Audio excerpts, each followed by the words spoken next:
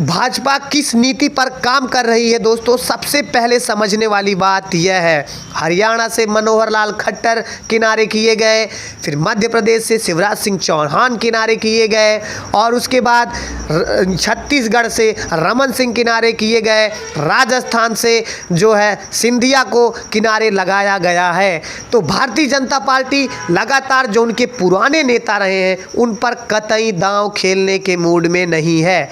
और एक और चीज़, भारतीय जनता पार्टी की भीतरी कलह सामने आने वाली है दोस्तों इस चुनाव में, खास करके जब मध्य प्रदेश के चूरू से उनके जो सांसद रहे हैं जब से वो कांग्रेस में शामिल हुए हैं, ऐसे तकरीबन 17 से 18 सांसद ऐसे हैं जो भारतीय जनता पार्टी छोड़ सकते हैं अगर टिकट नहीं मिलता है तो। और जिसमें सबसे बड़ा नाम है बृजभूषण शरण सिंह का। उन्होंने तो इशारों में समाजवादी पार्टी के जो नेता मुखिया रहे हैं अखिलेश यादव ने यह भी ऐलान किया है कि उनका स्वागत है पार्टी में।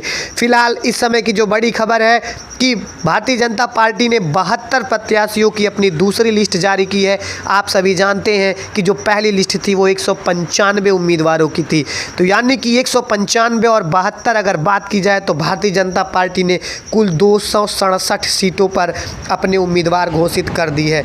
आइए बात करते हैं कि इस लिस्ट में जो अब तक जो नई लिस्ट आई है इसमें कौन बड़े बड़े से नाम हैं। हरियाणा के पूर्व सीएम मनोहर लाल खट्टर को भी जगह दी गई है। खट्टर जो है वो करनवाल सीट से लोकसभा चुनाव मैदान में होंगे। इसके अलावा केंद्रीय मंत्री पीयूष गोयल का नाम भी इस लिस्ट में है और यहाँ से गढ़वाल से अनिल बलूनी मैदान में होंगे। अनुराग ठाकुर अपनी हमीरपुर से मौका दिया गया है। बीजेपी की दूसरी लिस्ट में अशोक तंवर को सिरसा से टिकट दिया गया है। इसके अलावा गुरुग्राम से राव इंद्रजीत सिंह को, फरीदाबाद से कृष्णपाल गुर्जर, अंबाला से पूर्व सांसद रतनलाल कटारिया की पत्नी बनोता कटारिया को टिकट दिया गया है। पार्टी अध्यक्ष जगत प्रसाद नड्डा की अगुवाई में सोमवार की रात संपन्न हुई बीजेपी चुनाव समिति की बैठक में प्रत्याशियों के नाम पर मंथन किया गया था। इस बैठक में प्रधानमंत्री नरेंद्र मोदी भी उपस्थित रहे थे। बैठक में आंध्र प्रदेश, महाराष्ट्र, कर्नाटक, हरियाणा के प्रत्याशियों पर चर्चा की गई थी।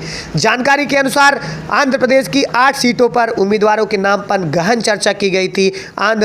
आंध्र प्रदेश से डी पुरुंदेश्वरी, वाई सत्या कुमार, पूर्व सीएम किरण कुमार रेड्डी, सीएम रमेश और वाईएस चौधरी को टिकट देने का ऐलान किया गया है।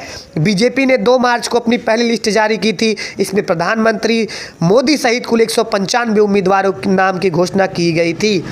बीजेपी ने पीएम मोदी को फिर से वाराणसी से ही लोकसभा सीट से उम्मीदवार बनाया है। बीजेपी की पहली लिस्ट में किरण रिजिजू, सर्बानंद सोनोवाल, विजय बघेल, प्रवीण खंडेलवाल, मनोज तिवारी, बसु स्वराज, रामवीर सिंह, बिदुड़ी, अमित शाह, परसोत्तम रूपाला, मनसुख भाई मंडाविया, अर्जुन मुंडा जैसे बड़े नाम शामिल थे। भाजपा ने पहली लिस्ट में एकमात्र मुस्लिम डॉक्टर अबुल सलाम को अपना उम्मीदवार बनाया था। अबुल सलाम को केरल के मलप्पुरम लोकसभा सीट से टिकट दिया गया है। मध्य प्रदेश के पूर्व मुख्यमंत्री शिवराज सिंह चौहान को विदिशा लोकसभा सीट पर खड़ा कर दिया गया है। अर्जुन मेघवाल बीकानेर के एससी चुनाव लड़ेंगे। ओम बिरला कोटा और सीपी जोशी के चित्तौड़गढ़ से प्रत्याशी बनाया गया है। दोस्तों ये तो हुई टिकट की बात। अब हम बात करते हैं, खास करके एक बहुचर्चित मामला है और आपको समझने वाली बात यह है कि बृजभूषण शरण सिंह को भारतीय जनता पार्टी मैदान में क्यों नहीं उतारना चाहती है। ये एक बहुत बड़ा सवाल है दोस्तों। बृजभूषण शरण सिंह, शायद आप सब जानते होंगे, जब से ये महिलाओं कुश्ती फेडरेशन का जो यौन शोषण आरोप लगा था उसके बाद से ये हाईलाइटेड लगातार बने रहते हैं। लगातार मीडिया कर्मियों पर भी अपनी भड़ास निकालते रहते हैं। एक और बहुत बड़ी बात यह है कि लगातार ये आए दिन चर्चाओं में रहते हैं और भारतीय जनता पार्टी ने लगभग इनका टिकट काट दिया है दोस्तों। ये सबसे बड़ी बात यह है कि भारतीय जनता पार्टी ने अपनी तरफ से इनके कैसरगंज लोकसभा सीट से कतई नाम नहीं दिया गया है और इस बात की जो प्रमुख मुखबिर और सूत्रों के हवाले से जो खबर आई है कि अंतिम नाम की मुहर भी लग गई है कैसरगंज लोकसभा सीट से।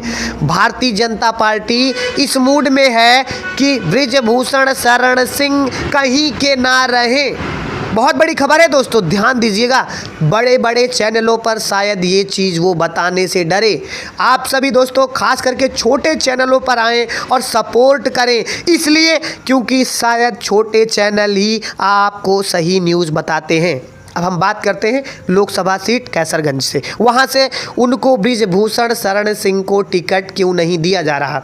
अवध ओझा जो कि एक टीचर रहे हैं, प्रोफेशनल टीचर रहे हैं, काफ़ी नाम है उनका उत्तर प्रदेश में, उनकी बहुत सारी फ़ैन फॉलोइंग भी है दोस्तों। तो जिस तरीके से उत्तर प्रदेश में एक चर्चा का विषय, चाहे वो समाजवादी पार्टी हो, चाहे विपक्षी पार्टियां हो, लगातार बेरोजगारी का और शिक्षा का मुद्दा उठाती हैं। ऐसे में भारतीय जनता पार्टी यह विक्टिम कार्ड खेलना चाहती है कि उनके पास एक ऐसा टीचर है जो उनको सलाह देने वाला है। दोस्तों ये भारतीय जनता पार्टी की बहुत बड़ी राजनीति है और इसी वजह से शायद बृजभूषण शरण सिंह को कैसरगंज लोकसभा से ना लगाकर किसी दूसरे लोकसभा सीट के बारे में मनाया जाए। दोस्तों सूत्रों के हवाले से खबर यह भी है कि बृजभूषण शरण सिंह टिके हुए हैं कि मैं कैसरगंज लोकसभा से ही चुनाव लड़ूंगा। और दोस्तों एक चीज़ और है कि कैसरगंज लोकसभा सीट जो है इसलिए भी दिलचस्प हो जाती है क्योंकि इस बार कहीं ना कहीं क्षत्रिय समाज जो है वह भारतीय जनता पार्टी के खिलाफ है। हालांकि पूरा नहीं, लेकिन धनंजय सिंह के बाद और कुछ जो क्षत्रिय समाज के जो कुछ चीज़ें रही हैं जो शायद इस समय भारतीय जनता पार्टी को एक माइनस की तरफ ले जा रही हैं।